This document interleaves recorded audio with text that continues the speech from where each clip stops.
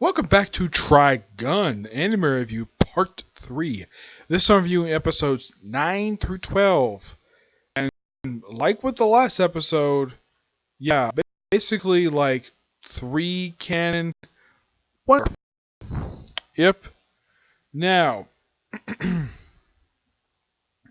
these episodes, the canon ones, adapt from, like episode 9 adapts from chapter 18. This is also the debut of a particular character. I'll talk about him in a minute. Yep. And 10 adapts from the second extra to one shot. 12 adapts from 13 and 16. And 11 is a filler episode. Yep. That's simple gist of it. These are the following episodes, basically names. Murder Machine, Quick Draw, Escape from Pain, and Diablo.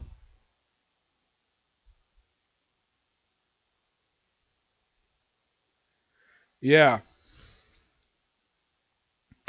Murder Machine, the anime debut of Nicholas D. Wolfwood. That's him right there on the cover. Yeah. He makes his anime debut with episode 9. He's in episodes 9, 10, and 11. He's not in episode 12 for a very obvious reason. The chapters that this episode has from, he's not in at all. Yeah, so, good reason. He's voiced by Jeff Nimoy. Yeah, I don't think this guy is related to Leonard Nimoy. No, it's a guy with a similar name. Yeah. And here's kind of the strange thing with this guy.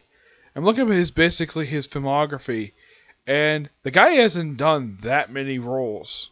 No. He's done a majority of his time with the Digimon series. Yeah, he was in the first seasons of the show. He was in Data Score, which I have watched.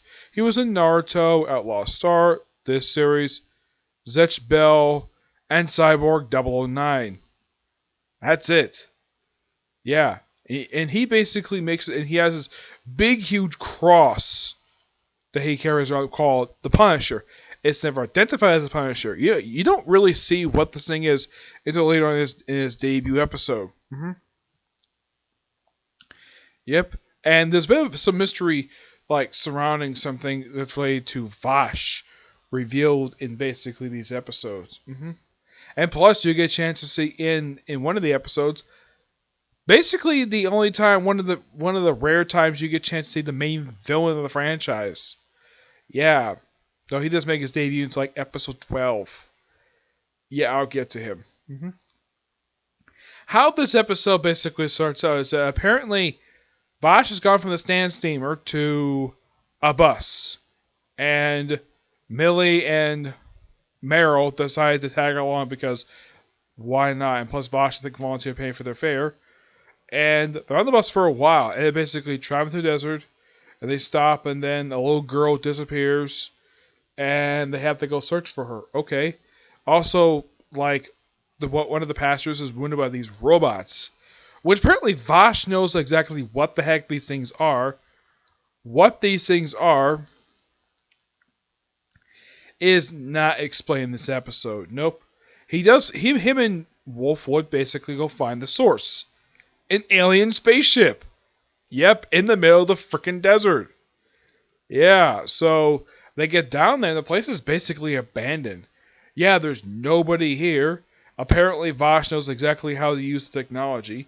Yeah, this is another episode that doesn't bother to explain how he knows to use technology.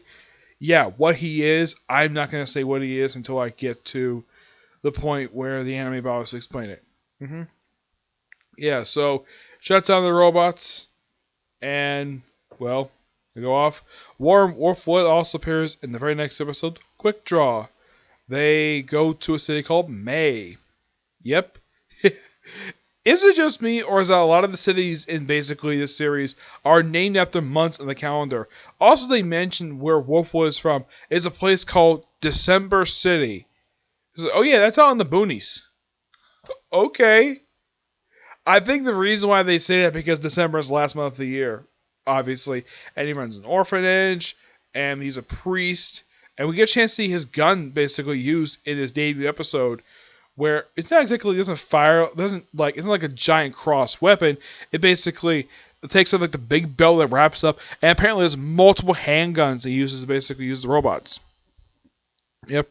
In Quick Draw, basically, this is an episode where Vash is basically him, Millie, and Mildred just hang out in the town, and Meryl is basically like, how can you just eat, sleep, and play with kids?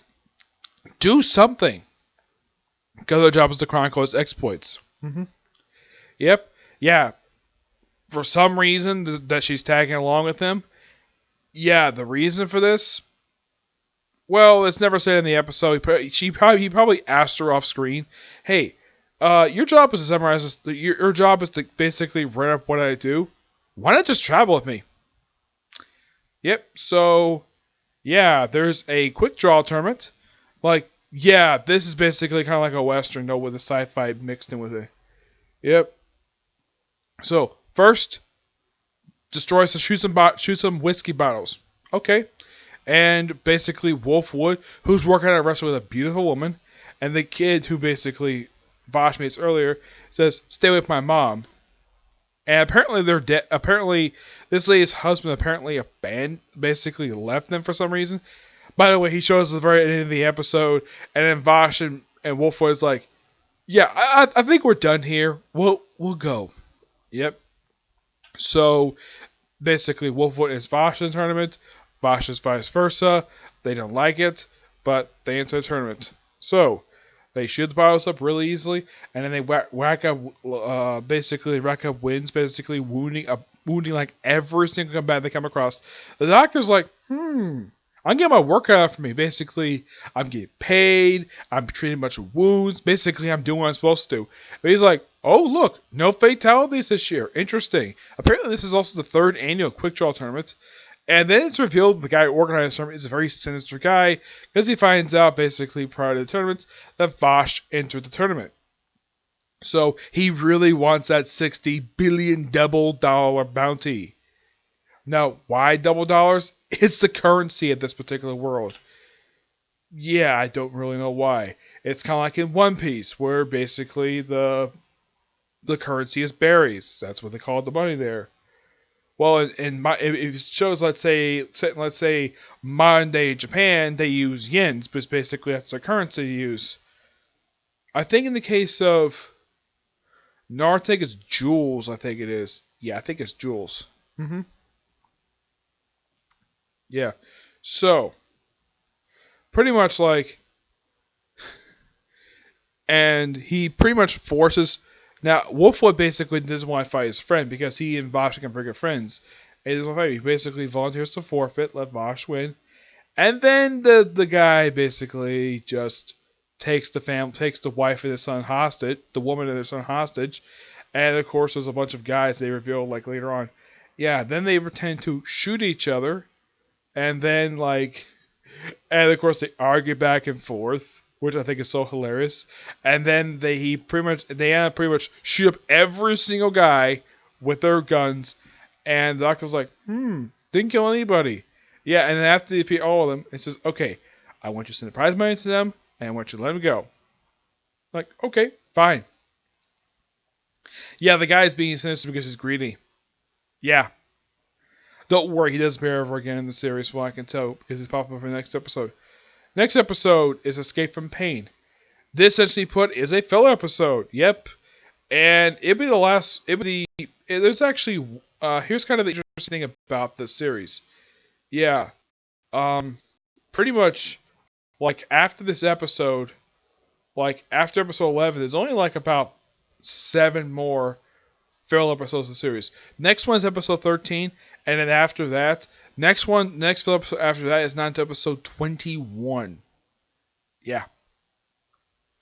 So, they go, basically have the gang with the caravan. They run into Nicholas Wolfwood again. Yep, just by sheer coincidence, because it's a filler episode. And, he's a dancing girl there.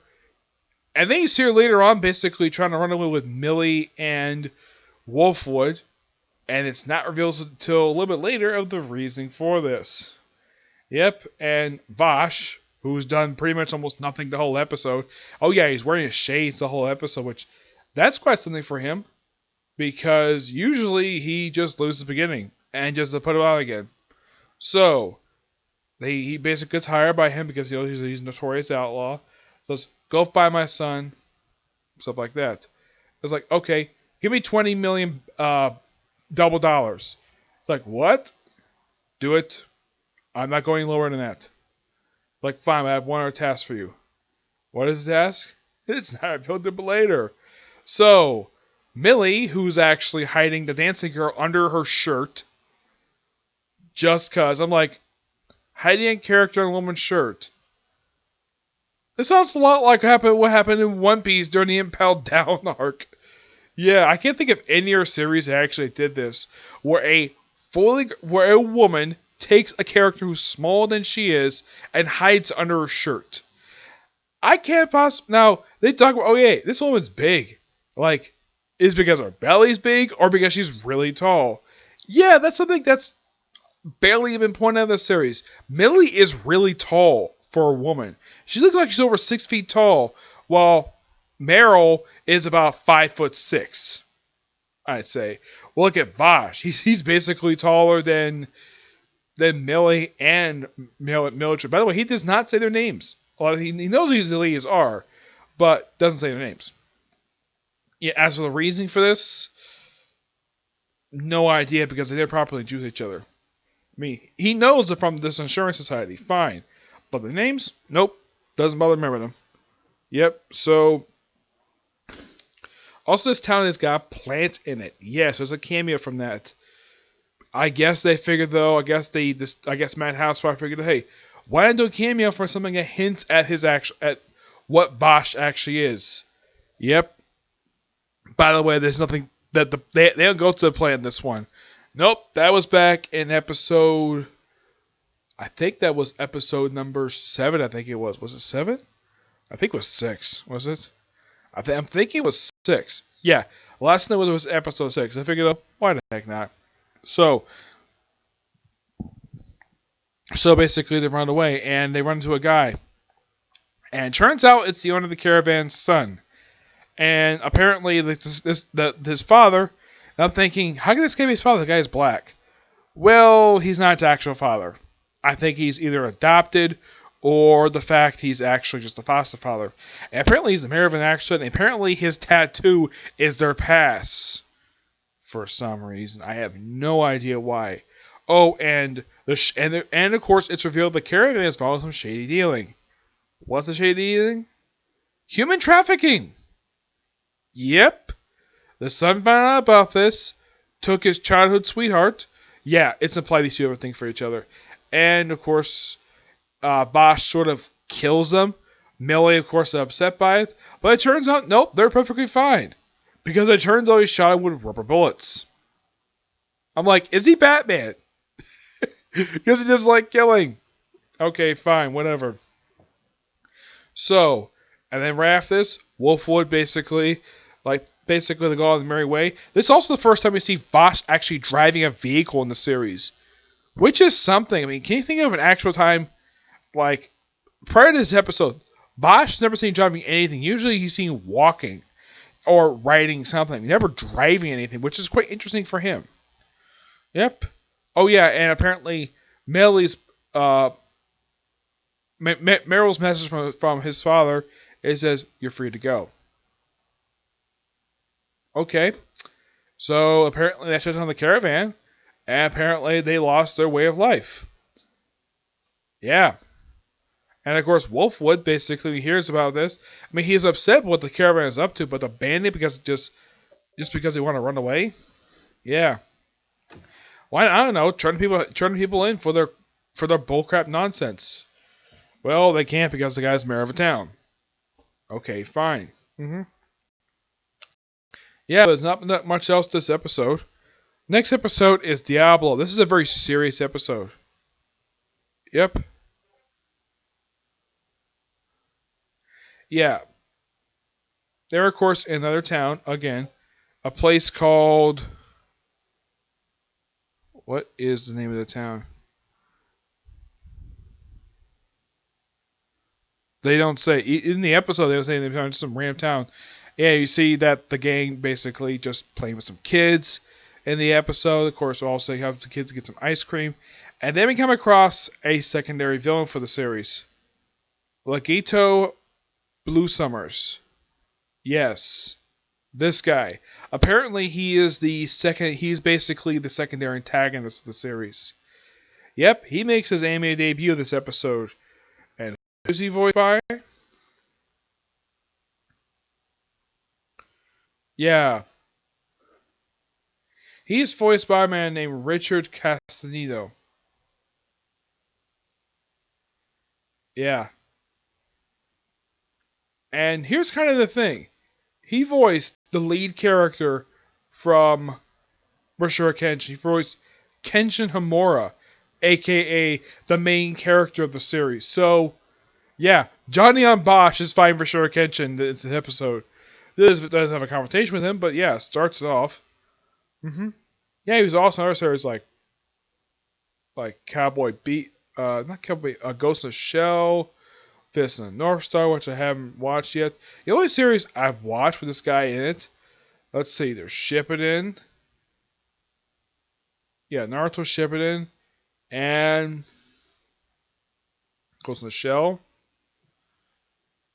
Bleach. That's it. And of course, Rurouni Kenshin, obviously. But oh yeah, apparently the guy is also in not saw Fairy Tail there, but nope.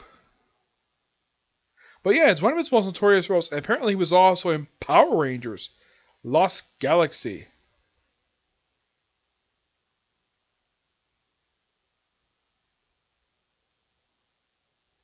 As Kingler.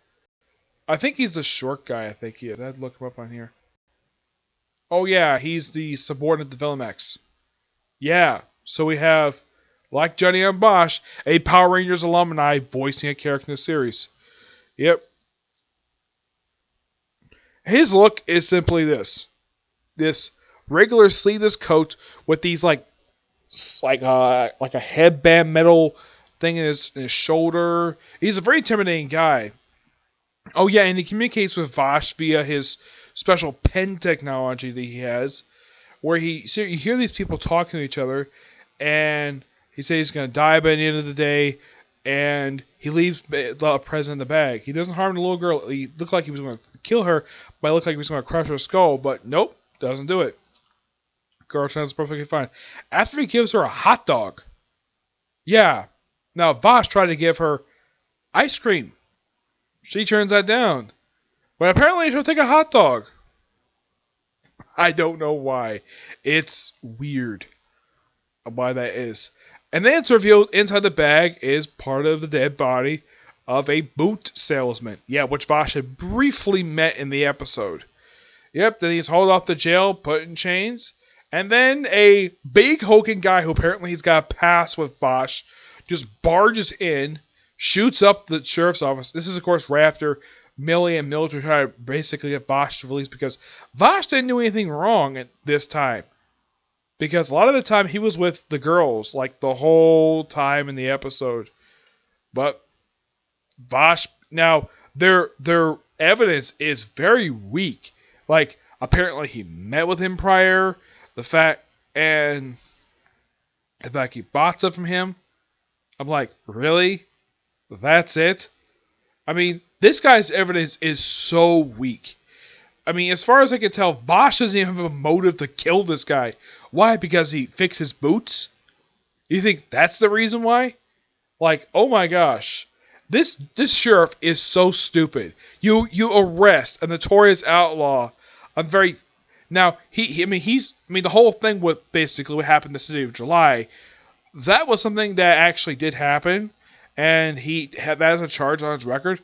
But the murder of a shoe salesman, well, basically a boot salesman, and your evidence is so flimsy that any lawyer can say, hey, your evidence is stupid. Release my client, please. Do it now. Yep, this guy, and of course he busts out Vosh. Vosh, of course, takes time to make sure he protects the girls. Tells him to duck. And then he chases the guy And of course, the guy points, this guy is a coward. He runs away. And of course, Bosch basically decently takes the time to make sure that all people were safe. Like, he takes an old man with a cane, he's like, just pushes him on the couch, so he's perfectly fine, pushes the guy back in his window. And then, like, part of the city gets mowed down by this guy. His name is Monarch the Gale. Yeah, he's one of the villains of the series. And Bosch, of course, like, decided to take him out via a bank safe. Okay, fine, a freaking bank safe. And, like, it looks like by the end of the episode, he kills him. Yeah, very shocking cliffhanger. Now, normally I would basically not do this, but this is where I said I was going to review up to, but yeah. And of course, they dropped name Diablo a couple times in the episode. Yeah, I gotta say for these episodes, really, really good. Looking forward to what happens next. I think Wolfwood, his anime debut, was done fantastically in the series. And of course, as this episode, there's only 14 episodes left. Now, my next review will cover episodes 13 to 16. Yep. And that'll be part 4. Part 5 probably the only one where it has, like, get this, all canon episodes. Yep, all canon. And of course, part 6 is all filler. Yep. So yeah. That's it for this particular review. Not much to say. Really good episodes. I've got hopefully to do one more review tonight. Now, a review of the newest episode of Black Clover. Okay?